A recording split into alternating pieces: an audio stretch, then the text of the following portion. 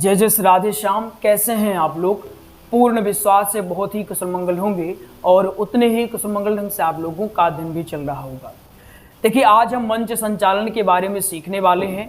मंच संचालन एक ऐसी कला है, यदि इसका विकास अपने आप में कर लिया जाए तो ये मान के चलिए, विकास मतलब अगर मंच संचालन सीख जाते हैं तो मंच संचालन करना कैसे ये हम जान जाते हैं तो आप कहीं भी अपनी प्रस्तुति दे सकते हैं। ये आप संकोच नहीं करेंगे, ये तो ये मंच है, ये तो ये मंच है। चाहे कथा हो, राम कथा, भागवत, देवी भागवत, या फिर कोई राजनीतिक मंच या फिर कोई सांस्कृतिक मंच हो, आप वहाँ बेधड़क अपनी प्रस्तुति दे सकते हैं। तो आज की क्लास में हम यही सीखने वाले हैं कि हम कुशल मंच संचालक कैसे बनते हैं। इसका विकास देखिए जन्मजात नहीं होता है, इसका विकास करने के लिए आपको प्रैक्टिस करनी पड़ेगी और प्रैक्टिस सही डायरेक्शन में करने की आवश्यकता है। वही डायरेक्शन आज की क्लास में बताने वाले हैं। इसके माध्यम से आप लोग बेहतरीन ढंग से मंच संचालक कर सकते हैं। आइए क्लास का शुभारंभ किया जाए। हमने कुछ फैक्टर्स लिखे हैं जो बोर्ड में लिखा हुआ है। इससे ज़्यादा ज़रूरी होगा कि आप लोग हम जो कह रहे हैं इसको सुनते जाना, ठीक है? अगर सिर्फ लिख देने से मामला सेट हो जाता तो हम इसकी स्क्रीनशॉट लेकर के आपको टेलीग्राम के ग्रुप में सेंड कर सकते थे। अर्थात यहाँ सुनना बहुत महत्वपूर्ण हो जाता है आप लोगों के लिए। तो हम समझते हैं कि आखिर हम मंच संचालक कैसे बन सकते हैं, लेकिन उससे पहले हम ये देख लेते हैं कि आखिर ये मंच संचालक होता क्या है। आपने चाहे बड़े मंच में देखा हो या छोटे मंच में आपने देखा हो, एक चीज आपने अवश्य देखी होगी कि एक व्यक्ति है, ये व्यक्ति आता है, सबसे शुरू में आता है, सबसे प्रारंभ में आ रहा है और सबसे अंत में आ जाएगा। ठीक, प्रारंभ में आएगा और अंत में जाएगा, और यह वह व्यक्ति है कि इसकी भूमिका पूरे कार्यक्रम में रहती ही है कि कार्यक्रम की दिशा कैसे होगी, कब किसको क्या बोलना है। आप इसको देखते होंगे कि बीच बीच में शायरी बोल रहा है, उद्बोधन कर रहा है, अतिथि आ रहे हैं तो उनके स्वागत के लिए बता रहा है, कौन सा अतिथि कब बोलेगा इसके बारे में बता रहा है। इसके पास कार्यक्रम की सारी रूपरेखा होती है। इसी को हम कहते हैं मंच संचालक। ये आप कथाओं में देखते होंगे, संगीत के कार्यक्रम में देखते होंगे, बड़े बड़े और भी प्रोग्राम में आपको देखने को मिल ही जाता होगा। यह आपके लिए भी महत्वपूर्ण हो जाता है कि जब तक कथा नहीं मिलती है तो ये सीख लें, इससे भी अपना प्रचार एक हद तक किया जा सकता है। आइए कुछ तथ्य हमने यहाँ पर लिखे हैं, उन तथ्यों के माध्यम से समझने का प्रयास करते हैं कि आखिर मंच संचालक कैसे बन सकते हैं। ठीक है, ध्यान से समझना, चीज़ों को हो सके तो लिख लेना और उसको यहाँ बैठा लेना। एक बार ही देखो, लेकिन ऐसे देखो कि समझ में आ जाना चाहिए। ठीक है ना? मुद्दा क्या है अपना मंच संचालक को लेकर के? इसमें जो सबसे पहला हमने लिखा हुआ है यह है शब्दों का ज्ञान। कुछ लोग इसको कहते हैं परिधान को, कि सबसे पहले ड्रेस होना चाहिए, लेकिन हमारे हिसाब से सबसे पहले होना चाहिए शब्द। क्योंकि शब्द अगर अच्छे हैं, शब्दों का अच्छा ज्ञान है हमको, तो हम मंच संचालक मान लीजिए कितने परसेंट बढ़िया कर ले, 40% हमारा अच्छा हो गया। कब अच्छा हुआ? जब हम शब्द बढ़िया सटीक ढंग से रख रहे हैं, कहाँ पर किसके लिए कैसे शब्दों का प्रयोग करना है।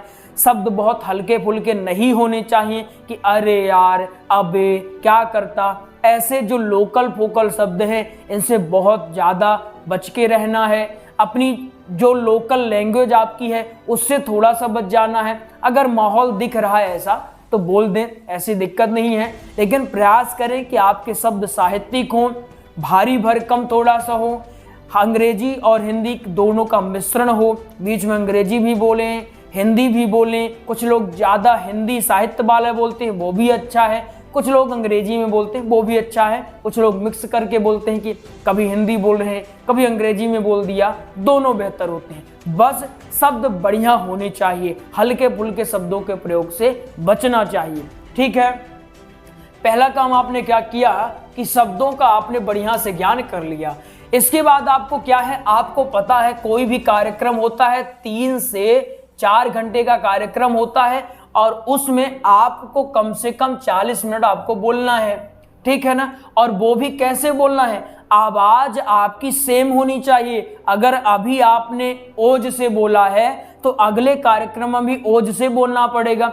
और यह एक ऐसा व्यक्ति होता है मंच संचालक कि इसकी वाणी अगर ऐसी है कि आइए आप लोग आए, बहुत प्रसन्नता हुई, बैठ जाइए, तो ऐसे में क्या होगा, तुरंत गलत इंप्रेशन चला जाएगा। तो क्या करना पड़ता है, ऐसे में लगातार ऊर्जावान बने रहना पड़ता है। भले ही आपका शरीर कैसे भी है लेकिन लगातार आपको ऊर्जावान बने रहना पड़ेगा। उसके लिए क्या करना पड़ेगा, लगातार बोलने की प्रैक्टिस करनी पड़ेगी आपको, ठीक है ना। तो आज से ही अगर आपको मंच संचालक बनना है या बनने का सोच रहे हैं तो आप क्या करेंगे, आप लगातार बोलने की प्रैक्टिस अवश्य कर लेंगे। इसके बाद आपका परिधान अच्छा होना चाहिए। परिधान अच्छा होना चाहिए कि क्या मतलब है, समझाते हैं आपको। देखो, मान लो दो व्यक्ति आए मंच संचालक करने, समझना इस बात को, आपको बहुत काम देगा। दो व्यक्ति मंच संचालक करने आए, एक व्यक्ति कैसा आया, ड्रेसिंग सेंस इसको बिल्कुल भी नहीं है, कुछ का कुछ भी पहना हुआ है, छपरी स्टाइल इसने कपड़ा पहन के रखा है, पूरा छपरी स्टाइल। तो आप इसकी बातें तो बाद में सुनोगे, देखोगे पहले, दृश्य तो पहले दिख जाएगा। तो जब दृश्य दिख गया और इंप्रेशन पहले ही घट गया तो कभी कभी क्या होता है, व्यक्ति भले ही जानकार है लेकिन पहला इंप्रेशन अगर उसका घट गया तो सुनने वाले लगते हैं कि नहीं नहीं ठीक नहीं होगा, अच्छा नहीं है। भले ही अच्छा हो लेकिन लगता है अच्छा नहीं है। वहीं ये व्यक्ति भले ही थोड़ा जानता बूझता कम था लेकिन ड्रेसिंग सेंस इसका अनुकूल था। अनुकूल मतलब ऐसा कि आप अगर कथा में गए हो तो आप बढ़िया से कुर्ता पहन लो, पायजामा पहन लो, धोती पहन तो धोती पहन लो, है ना, लुंगी लगा लो, ऐसे कर लो, आप कथा में गए हो। अगर आप कहीं राजनीतिक पार्टी में संचालन करने गए हो तो बढ़िया उस तरह से पहन लो जैसे वहाँ लोग पहने हुए हैं, कुर्ता पहन लो, शर्ट पैंट पहन लो, कोट पहन सकते हो, जो वहाँ का लग रहा वैसे पहन लो, नेता वाली जो हाफ कोट आती है उसको पहन लो। मतलब जैसा माहौल है उस हिसाब से आपको ड्रेसिंग सेंस रखना पड़ेगा, है ना। ऐसा नहीं कि आप कथा में संचालित करने गए हैं और ऐसे ही चले गए हैं, राजनीतिक मंच है और आप ऐसे ही चले गए हैं। आपको ड्रेसिंग सेंस में ध्यान देना पड़ेगा। ये बहुत ही ज़्यादा मोस्ट है, इसको मोस्ट में कर लीजिएगा। यहीं पर हमसे गलती हो जाती है कि हम कुछ का कुछ पहन के जाते हैं, इससे दो गड़बड़ी होती है। पहला, लोग तो जो सोचते ही हैं, हमारे मन में भी भाव गड़बड़ आने लगते हैं। आप खुद देखना कि आपके आसपास सबने बढ़िया से अच्छे से साजबाज से सब बढ़िया पहने हुए हैं, आप बस वहाँ अलग ही लग रहे हो, है ना। जैसे हंसों के जोड़े में कौवा लग रहा है, ऐसे लग रहे हैं। तो कभी कभी क्या होता है, हमारा आत्मबल वैसे ही क्षीण हो जाता है। और कभी कभी क्या होता है, हम बढ़िया नए नए कपड़े पहन के निकलते हैं तो आत्मविश्वास हमारा बूस्ट होता है। इसको आप ट्राई करना कभी, जब नए नए कपड़ा लेकर आते हो आप लोग, नई टी शर्ट आप पहन के निकलते हो तो भले ही सीना आपका सिकुड़ा हुआ है लेकिन जब नई टी शर्ट पहन के निकल रहे हो, ये ऐसे फुला के सीना निकलते हो, अरे बढ़िया हम तो दादा हैं। निकलते हो कि नहीं निकलते हो, ये फैक्ट है, एक ह्यूमन फैक्ट है। इस नॉर्मल ये पड़ता है, सबके ऊपर प्रभाव पड़ता ही है कि अगर आपका ड्रेस अच्छा है तो थोड़ा सा आपको इसका लाभ मिल जाता है, ठीक। तो ये बढ़िया कर लेना, इसको मोस्ट कर लेना। अब आता है मेन मुद्दा कि कार्यक्रम की पूर्ण जानकारी। देखो, अगर आप किसी कार्यक्रम में जा रहे हो, जैसे भागवत है या राजनीतिक कोई मंच है, वहां जा रहे हो, जहां भी जा रहे हो तो पहले पता कर लो, सुनिश्चित कर लो कि कार्यक्रम है क्या, और उस कार्यक्रम की अच्छे से जानकारी ले लो। भागवत में जा रहे हो तो आज कौन सा दिवस होगा, यहाँ पर किनकी कथा सुनाई जा रही है, महाराज जी कौन है, कहाँ से आए हैं, सबके बारे में, जहाँ जा रहे हो कौन सा गांव है, कौन सा क्षेत्र है। आप देखो, जो भी जो संचालक होते, मंच संचालक होते हैं, उनको आप देखो, जब जाते हैं तो कहीं स्थान पर पहुंचे तो सबसे पहले उस स्थान की तारीफ करते हैं। उनको कैसे पता उस स्थान के बारे में, उनने पहले से सर्च किया होगा कि चलो हम इस स्थान में, जैसे हम अयोध्या जा रहे हैं मंच संचालक के लिए, तो वहां हमको अयोध्या के बारे में सारी की सारी जानकारी एकत्रित करनी चाहिए। उसके बाद जैसे हम पहुंचे अयोध्या में किस स्थान पर हम हैं, उसकी थोड़ी सी तारीफ कर दें, है ना, उसके बारे में थोड़ा सा बोल दें। ये कब बोल पाएंगे, जब हमको जानकारी होगी। कार्यक्रम क्या है उसकी जानकारी, कहाँ है उसकी जानकारी आपको होनी चाहिए, ठीक। इसके बाद है प्रस्तुतियों का क्रम बना कर रखें। देखो, प्रस्तुतियों का क्रम आपको ही बनाना पड़ेगा। क्योंकि आपको किसी ने जिम्मेवारी दे दी कि भाई साहब यहाँ एक कार्यक्रम है, आपको आना है और संचालन करना है। अब आपको एक रूपरेखा बनानी होगी कि पहले कौन बोलेगा, पहले स्वागत होगा, मंगलाचरण होगा, संबोधन होगा, अतिथि कब बोलेंगे, और जो मुख्य अतिथि हैं वो कहाँ हैं, अध्यक्ष कौन है, उपाध्यक्ष कौन वहाँ पर आए हुए हैं, है ना। सब चीज़ आपको एक क्रम में बनाकर रखना पड़ेगा। क्रम आपका बिगड़ना नहीं चाहिए कि पहले ये होगा फिर ये तभी अच्छा लगता है ना। पहले अगर है कि पहले स्वागत वाला की स्वागत, सबके लिए स्वागत करवा दो, या उससे पहले ही पूजन करवा दो, गणेश जी सरस्वती माता का पूजन करवा दो, वो चीज़ें क्रम आपका बना होना चाहिए। फिर अतिथि का, अब जैसे इसका एक बार इसके बारे में थोड़ा सा और समझ लेते हैं हम। अब ब्यौरा हम बनाएंगे कैसे, है ना। हमने कह तो दिया कि प्रस्तुतियों का क्रम बना, लेकिन बनाओगे कैसे वो देख लो। इसका हमने अब देखो, आपका मान लो कार्यक्रम है, मान लिया हमने कार्यक्रम है 26 जनवरी का। 26 जनवरी हमारा कार्यक्रम है। कहाँ पर कार्यक्रम है? हमारा कार्यक्रम है रीवा में। रीवा में किसी विद्यालय में हमारा कार्यक्रम है, ठीक। रीवा, इंदौर, कोई भी मान लो, कहीं भी मान लो, बिहार वार कुछ भी मान लो, हमने रीवा लिख लिया। रीवा में 26 जनवरी को एक कार्यक्रम है, उसमें हमको बुलाया गया कि महाराज आप आना, यहाँ पर आप मंच संचालन करना, ठीक है ना। हमको बुलाया गया, मिश्रा जी हमारा विद्यालय है और यहाँ के बच्चे आपको सुनते हैं, बड़ा पसंद करते हैं आपको, तो आप यहाँ आ जाना 26 जनवरी के शुभ अवसर पर, आप भी कुछ बोलना और सबसे अच्छा मंच संचालक यहाँ बन जाना है आप, ठीक। हमने कहा बिल्कुल आ जाएंगे हम वहाँ पहुँच गए विद्यालय में, कोई भी विद्यालय में। तो हमको सबसे पहले क्या करना पड़ेगा, ये आपको भी करना चाहिए। सबसे पहले सूची बनाओ, 1 2 3 4, और उस सूची के आधार पर ही काम करो। कैसे? अब देखो, हमने पहले में क्या लिखा, पहले हम लिखा पूजा।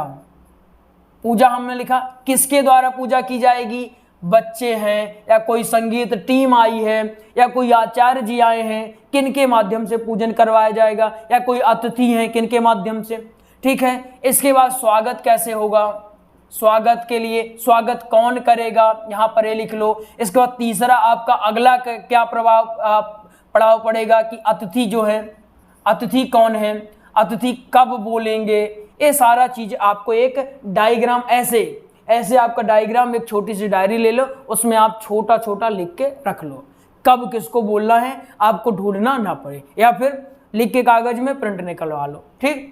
इसके बाद है अतिथि स्वागत का ब्यौरा सुनिश्चित करें। अतिथि स्वागत मतलब किसको कैसा स्वागत करना है, किसको पुष्प देख करके स्वागत करना है, किसको माला पहनाना है, किसको गमछा देना है, ये सारा का सारा ब्यौरा आप तैयार कर लो, ठीक है ना। ये सारी चीजें अगर आप बढ़िया से कर लेते हो तो मंच संचालक में आपको कोई दिक्कत नहीं होगी। सबसे महत्वपूर्ण है, इन सबसे भी महत्वपूर्ण है अभ्यास। आप बढ़िया से अभ्यास करके जाओ। जब भी आपका कार्यक्रम है उससे पूर्व आप अभ्यास बोलने का भी कर लो, शब्दों का भी कर लो, ड्रेसिंग सेंस का भी कर लो, ताकि वहां जाओ तो दिक्कत ना हो, है ना। पहले से ही प्रैक्टिस करके जाओ, कोई खास समस्या नहीं होगी। आइए आपको एक छोटी सी जानकारी देते हैं, ये समझ में आ गया ना। अगर नहीं आया होगा आप फिर से बताना, फिर से बताएंगे आप लोगों को, ठीक। आइए एक छोटी सी जानकारी देते हैं, इसके बाद क्लास को यहीं पर विराम करेंगे। देखो, हमने भागवत कथा और दूसरा है श्री राम कथा, इनका हमने प्रॉपर नोट्स तैयार करवा दिया है। एक कथा के लिए नोट्स होते हैं, कथा सीखने के लिए। आप इन नोट्सों के माध्यम से बेहतरीन ढंग से कथा सीख सकते हैं। भागवत जी का नोट्स 3 तरह का, एक है 489 रुपए का, यह पीडीएफ में रहता है, और पीडीएफ के साथ साथ यह हस्तलिखित रहता है। अगर आपको ए वाला चाहिए, शुल्क याद रख लो कि आपको अगर 489 वाला चाहिए तो आप कॉल करो, आपके स्क्रीन पर नंबर दिखाई दे रहा होगा, आप कॉल करो और बता दो गुरुजी हमको 489 वाला पीडीएफ प्रोवाइड कर दो, हम शुल्क इसके लिए फोन पे कर रहे हैं। फोन पे का नंबर यही है जो आपके स्क्रीन पर दिखाई दे रहा। इसके बाद एक दूसरा नोट्स है 1389 रुपए का, ये है तो पीडीएफ में, लेकिन ये कैसे रहता है, टाइपिंग में रहता है, ठीक है ना। फिर एक जो हमारा मास्टर नोट्स है, ये 2200 रुपए का, ये आपको घर पर उपलब्ध करवा दिया जाता है, ठीक है ना। ये आपको घर पर उपलब्ध करवाया जाता है।